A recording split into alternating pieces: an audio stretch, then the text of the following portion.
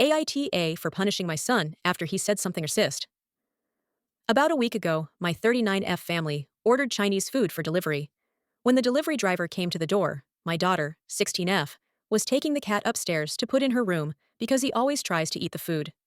My son, 13M, loudly says, "Make sure to hide the cat from the Chinese guy," as I am at the door getting the food from the Chinese delivery driver.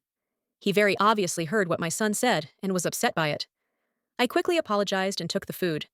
I told my son that racist jokes were completely unacceptable and very wrong, and he refused to admit that he was in the wrong. So, later that night, I forced my son to write a sincere apology to the delivery driver, his name was on the receipt, as well as write a one-page paper on Chinese culture, and a one-page paper on why racism is perpetuated by racist jokes and stereotypes. Then the next day, I took him to the restaurant and had him read his apology aloud to the delivery driver, as well as give him the papers he wrote. The driver was very appreciative of the apology and thanked me for making my son do it.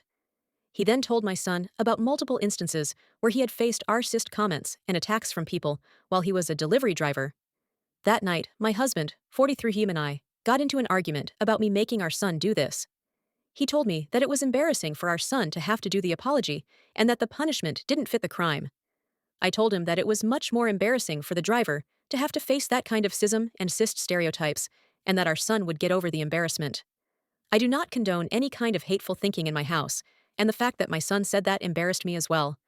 My husband told me that it was just a joke, and it wasn't that big of a deal.